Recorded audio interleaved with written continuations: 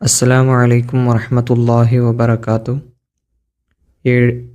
ആറിലെ ദുറൂസുമായി ബന്ധപ്പെട്ട ക്വസ്റ്റ്യനാണ് നോക്കാൻ പോകുന്നത്. ദുറൂസുൽ ഇഹ്സാനിലെ പ്രധാനപ്പെട്ട ചോദ്യങ്ങളും അതുപോലെ മുമ്പ് വന്നതുമായ ചോദ്യങ്ങളൊക്കെ ഇതിലുണ്ട്. അപ്പോൾ നമുക്ക് നേരെ വീഡിയോയിലേക്ക് പോകാം. അതിനു മുമ്പ് നിങ്ങൾ ആദ്യമായിട്ടാണ് ഈ ചാനൽ കാണുന്നതെങ്കിൽ താഴെ കാണുന്ന സബ്സ്ക്രൈബ് ബട്ടൺ ക്ലിക്ക് ചെയ്യുക. അതുപോലെ ഞങ്ങളുടെ വെബ്സൈറ്റായ madrasa.guide എന്ന് നിങ്ങൾക്ക് ഗൂഗിളിൽ സെർച്ച് ചെയ്ത് കഴിഞ്ഞാൽ അവിടെ 6ാം ക്ലാസ്സുമായി ബന്ധപ്പെട്ട ക്വിസുകൾ തയ്യാറാക്കിയിട്ടുണ്ട്. അത് അറ്റൻഡ് ചെയ്ത് നോക്കാം. ആദ്യ പ്രവർത്തനം യോജിച്ചവ ചേർക്കാം എന്നുള്ളതാണ്. ഇവിടെ ഒന്നാമത്തത് കാണാം, അഹിബ്ബൂനി ബിഹുബ്ബില്ലാഹി വ അഹിബ്ബൂ ഡാഷ്. അവിടെ യോജിച്ചത് അഹിബ്ബൂനി ബിഹുബ്ബില്ലാഹി വ അഹിബ്ബൂ അഹ്ല ബൈത്തി ബിഹുബ്ബി എന്നുള്ളതാണ് കേട്ടോ. 2, നബി സല്ലല്ലാഹു അലൈഹി വസല്ലമയുടെ മദ്ഹ് ഗീതം പാടി ആരാണ് പാടിയത്?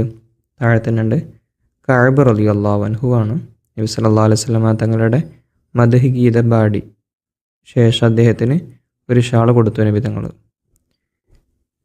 3, അൻ നബിയു ഔലാ ബിൽ മുഅ്മിനീന ഡാഷ്. മുകളിൽ കാണാം മിൻ അൻഫുസിഹിം എന്നുണ്ട്. അൽ നബിയു ഔലാ ബിൽ മുഅ്മിനീന മിൻ അൻഫുസിഹിം. 4, അള്ളാഹുവിനെ സ്നേഹിക്കുന്നവർ നബി സല്ലല്ലാഹു അലൈഹി വസല്ലമയെയാണ് ഡാഷ് അനുകരിക്കേണ്ടത്. അതാണ് യോജിച്ചത്, അനുകരിക്കേണ്ടത്. 5, ഇഖ്റഉൽ ഖുർആന ഫഇന്നഹു യഅതി യൗമൽ ഖിയാമ. ഇഖ്റഉ അൽ ഖുർആന ഫഇന്നഹു യഅതി യൗമൽ ഖിയാമത്തി ഡാഷ്. മുകളിൽ കാണുന്നുണ്ട് ഷഫീഅൻ ലി അസ്ഹാബിഹി. ഇനി അവസാനത്തത് വഇദാ ഖാമു ഇലസ്സലാത്തി എന്താണ്? ഖാമു കുസാല. മുനാഫിക്കുകൾ നിസ്കരിക്കാൻ മടിയന്മാരായിട്ടാണ് നിൽക്കുക. അതാണ് അതിൻ്റെ അർത്ഥങ്ങളൊക്കെ പഠിക്കണം കേട്ടോ. 2, പൂർത്തിയാക്കാം. 1, വറഹ്മതി വസിഅത്ത് ഡാഷ് കുല്ല ഷൈഇൻ. വറഹ്മതി വസിഅത്ത് കുല്ല ഷൈഇൻ. എൻ്റെ റഹ്മത്ത് എല്ലാത്തിനെയും ഉൾക്കൊള്ളിക്കുന്നതാണെന്നതിന് അതിൻ്റെ അർത്ഥം നിർബന്ധമായും പഠിക്കണം എല്ലാത്തിൻ്റെയും. ഹദീസുകളൊക്കെ കുറച്ച് കൂടുതലാണ് ദുറൂസിലൊക്കെ. 2, ഖുർആൻ പഠിക്കുകയും പഠിപ്പിക്കുകയും ചെയ്യുന്നവരാണ് നിങ്ങളിൽ ഡാഷ് ഏറ്റവും ഉത്തമന്മാർ. ഇതൊക്കെ 5ാം ക്ലാസ്സിൽ വന്നതാണ്. 3, ഖുർആൻ ഓതുന്നത് കേൾക്കുന്നതും വലിയ ഡാഷ്. ഖുർആൻ ഓതുന്നതും കേൾക്കുന്നതും വലിയ പ്രതിഫലം ഉണ്ട്. 4, ഖിയാമത്ത് നാളിൽ എന്നോട് ഏറ്റവും അടുത്തവർ എൻ്റെ മേൽ കൂടുതൽ ഡാഷ് സ്വലാത്ത് ചൊല്ലിയവരായിരിക്കും.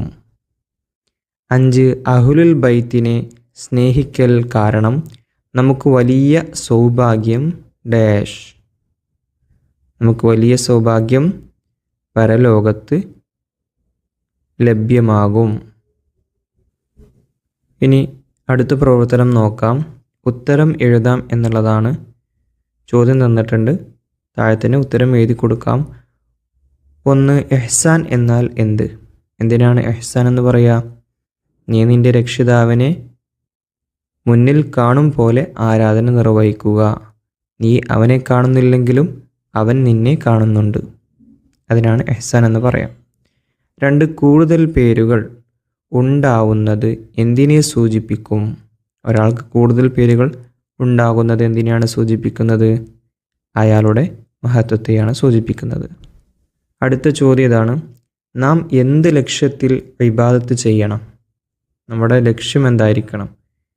നമ്മൾ ഇബാദത്ത് ചെയ്യുന്നതിൻ്റെ ലക്ഷ്യം സ്വർഗവാസികൾക്ക് അവൻ നൽകുന്ന വിശിഷ്ടമായ സൗഭാഗ്യമാണ് അവൻ്റെ തിരുദർശനം. ആ ലക്ഷ്യത്തിന് വേണ്ടിയാണ് നമ്മൾ ഇബാദത്ത് ചെയ്യേണ്ടത്. 4, മുനാഫിക്കുകൾക്ക് ഏറ്റവും പ്രയാസമുള്ള നിസ്കാരങ്ങൾ ഏവ? ആ 2 നിസ്കാരങ്ങളുടെ പേര് മാത്രം എഴുതി കൊടുത്താൽ മതി. 1 സുബഹ് നിസ്കാരവും 2 ഇശാ നിസ്കാരമാണ്.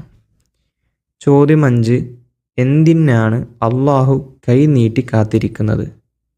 അള്ളാഹു രാവും പകലും കൈ നീട്ടി കാത്തിരിക്കുന്നു എന്ന് നമ്മൾ പാഠത്തിൽ പഠിച്ചിട്ടുണ്ട്, നമുക്ക് സ്നേഹിക്കാം അള്ളാഹുവിനെ എന്നുള്ള പാഠത്തിൽ.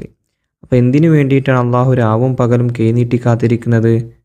നമ്മുടെ തൗബ പ്രതീക്ഷിച്ചുകൊണ്ടാണ്. ഓക്കെ, ഇനി അടുത്ത പ്രവർത്തനം നോക്കാം. അത് വ്യക്തമാക്കാം എന്നുള്ളതാണ്. 1, ഖുർആൻ അല്പമെങ്കിലും മനഃപ്പാടമില്ലാത്തവൻ്റെ ഉപമ ഏതുപോലെയാണെന്ന് പറഞ്ഞത്? ഉപയോഗശൂന്യമായ വീട് പോലെയാണ്. ഖുർആനിൽ നിന്നും അല്പമെങ്കിലും മനഃപ്പാടമില്ലാത്തവൻ്റെ ഹൃദയം ശൂന്യമായ വീട് പോലെയാണ്. 2, തിരുനബി സല്ലല്ലാഹു അലൈഹി വസല്ലമയെ സ്വപ്നത്തിൽ കാണാൻ ഭാഗ്യമുണ്ടാകുന്നവർ ആരാണ്? തിരുനബിയുടെ മേൽ കൂടുതൽ സ്വലാത്തുകൾ വർദ്ധിപ്പിക്കുന്നവരും അതുപോലെ കൂടുതൽ സുന്നത്തുകൾ ചെയ്യുന്നവരുമാണ്. 3, അഹ്ലുബൈത്ത്. ആരാണ് അഹ്ലുബൈത്ത്? അത് മാത്രം എഴുതി കൊടുക്കുക.